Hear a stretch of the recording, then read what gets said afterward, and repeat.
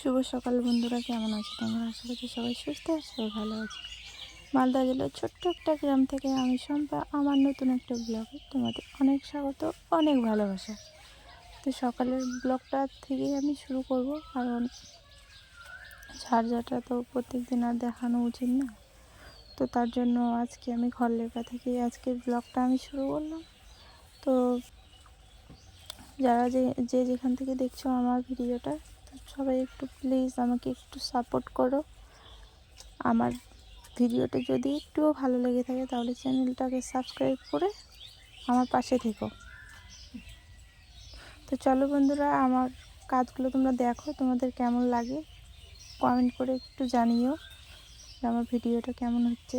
তো সকালে পাখির আওয়াজগুলো তো শুনতেই পারছো। তো কি বলো তো, আমাদের বাড়ি একদম গ্রামে।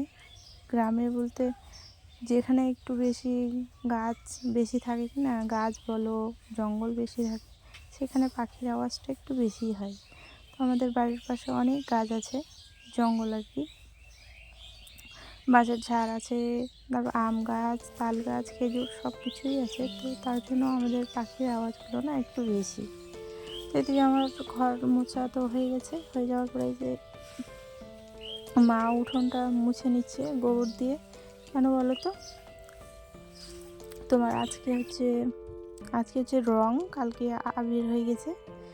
তো এইদিকে তোমার উঠোনটাও মানে নোংরা হয়ে গেছে, ধুলো ধুলো করছে। ঝাড় দিচ্ছি তো একদম ধুলোয় মাথা শরীর সব কিছু মানে হয়ে যাচ্ছে, ধুলোয় সাদা হয়ে যাচ্ছি আমি। তো তার জন্য মা বলছে যে না, উঠোনটা লেপতে হবে। তো তার জন্য মা ঝাঁটা দিয়ে আর গোবর জল দিয়ে আর কি লেপে নিচ্ছে।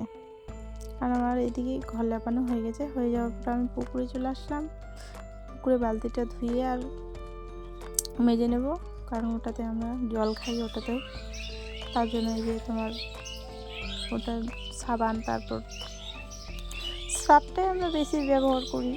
তো সার্ফ ছাড়া না এখন সেরকমভাবে নোংরা তেল একটু বেশি খেলে কি না উঠতে চায় না।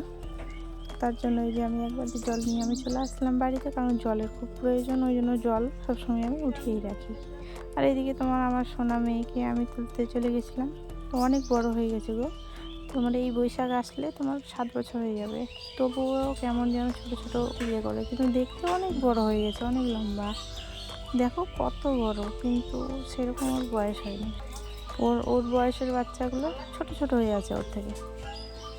তো ওকে যে মুখ ধুয়ে দিচ্ছি, আমি টিউশনিতে পাঠাবো। প্রত্যেক দিন আমার এটাই কাজ, সব আশেপাশে কাজ সেরে ওকে তুলি ঘুম থেকে তুলে মুখ মুখ ধুয়ে খাবার দাবার খাইয়ে ওকে আমি টিউশনিতে পাঠাই প্রত্যেক দিন। এটা আমার রোজ কাজ আর কি, এটা তো করতেই হবে। কারণ আমরা যখন ছোটো ছিলাম তখন আমার বাবা মা আমাদেরকে এইভাবেই আর কি খাইয়ে দিয়ে পড়াশোনা করিয়েছে। তো আমাদেরও এখন দায়িত্ব, আমাদের বাচ্চা কাচ্চা হয়েছে, তো আমাদেরকেও এরকম করতে হবে। তো তার জন্য এই যে মেয়েকে মুড়ি খাইয়ে দিচ্ছি। তোমার মুড়ি আর আলু সেদ্ধ ছিল, একটু তরকারি ছিল, কালকে বাসি তরকারি ছিল। তো ওগুলো দিয়ে মেয়েকে খাইয়ে দিলাম। আর ওর পিসি আর ও চলে যাচ্ছে। আর এইদিকে তোমরা তো জানো আজকে রং, তো স্কুল তো বন্ধ আমার মেয়ের। তো টিউশনি থেকে ও চলে এসছে। খাওয়া দাওয়া আমাদেরও হয়ে গেছে, মোটামুটি আলু ভাজি করেছিলাম সকালবেলা। তো খাওয়া হয়ে গেছে সকালে। হয়ে যাওয়ার পরে এই যে তোমার মা আর আমি বসে গেছি তোমার মশলা মানে তৈরি করছি আর কি। আমি ঝালের এই যে বোঁটাগুলো আর কি ছুটে ওই যে মিক্সচারে ইয়ে করবে। তো এই যে দেখতে পাচ্ছ, এটা আমরা গান শুনছি, মা আর মেয়ে মিলে গান শুনছি আর কাজ করছি আর কি। তো আজকে রং আমাকে তো দেখতেই পাচ্ছ, ফুতনি করে দিয়ে চলে গেছে আমাকে, আমার যেগুলো দেওর ছিল আর কি, তারা আমাকে রং টং মাখিয়ে দিয়ে চলে গেছে। তো আমি রং মাখবো না, এই যে আবিরের মতো রঙগুলো আমি বলছি এগুলোই মাখা আমাকে, আমি ওগুলো মাখবো না, কারণ স্কিনটা না নষ্ট হয়ে যায়। এমনি তো কালো মানুষ আমি, তার মধ্যে যদি ওইসব রং মাখাই তাহলে একদম চামড়াটা না পুড়ে যাবে, তারপরে উঠবে। তো এইদিকে আমার ভাতও হয়ে গেল, ভাত চাপিয়ে দিয়েছিলাম আর ওইদিকে মশলাটা করছিলাম আর কি। তো তার জন্য এই যে তোমার আলু রেখেছি, আলুটা মানে পোলট্রির মাংসতে দেবে আর কি। তো তোমাদের একটা জিনিস দেখানোর আছে আজকে, তো খারাপ ভাববে না, ভালো আমি জানি না, তো তোমরা প্লিজ সবাই একটু জানিও যে তোমরা খাও কি না। তো এইদিকে আমি এই যে তোমার আদাটা বেটে নিচ্ছি, আর মাকে বললাম যে তুমি মিক্সচারে তুমি করো, ঝালটা তুমি বেটে নাও আর কি, শুকনো ঝালটা। তো তার জন্য এই যে আমার আদা বাটা হয়ে গেছে, তো এখন আমি জিরেটা বেটে নেব শিলে আর কি, এটা বেটে নিচ্ছি। তো লঙ্কাটা কাটতে না বেশি মানে কষ্ট হয় আর হাতও জ্বলে আমার, তার জন্য মাকে বলছি যেমনই হোক তুমি মিক্সচারে বাটো, কারণ মিক্সচারটা না আমাদের খারাপ হয়ে গেছে।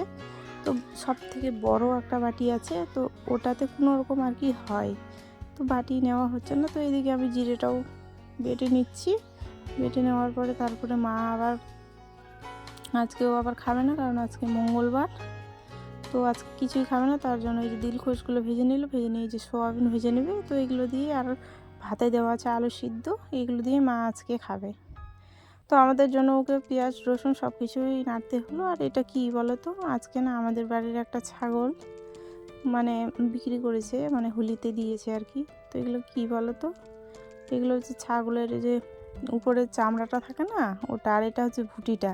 তো আমি এইসব খাই না বন্ধুরা, আমি খাই না এইসব।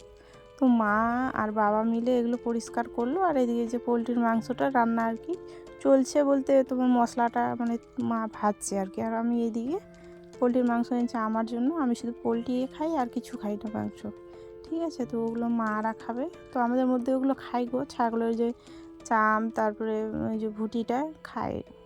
তো তোমরা কে কে খাও না কমেন্টে জানিও। আর এইদিকে আমি যে একটা দিলখোশ খাচ্ছি, খেয়ে ওই যে মাংসগুলো আমি ধুয়ে মাকে দেবো আর কি। তো আমি তো ভূত হয়েই আছি, কারণ আরও ভূত হওয়ার বাকি আছে, গ্রামের তো বুঝতেই পারছো। তো আমি ওগুলো তোমাদেরকে আর শেয়ার করতে পারিনি, রং খেলাগুলো। তো তারপরে এই যে তোমার মাংসগুলো আমি ধুয়ে নেব। আজকে বেশি বড় ভিডিও করব না বন্ধুরা, আজকে একটু মানে মজা করতে গেলে না ভিডিও তৈরি হবে না। তো তার জন্য আজকের ভিডিওটা আমি খাওয়া দাওয়া করবো, দেখাবো না আর কি, মানে শেয়ার করবো না তোমাদের সাথে। তো তোমরাও ভালো করে রং খেলো ভালোভাবে, ঠিক আছে। আর চলো তোমরা ভিডিওটা দেখতে থাকো আর সাথে থাকো।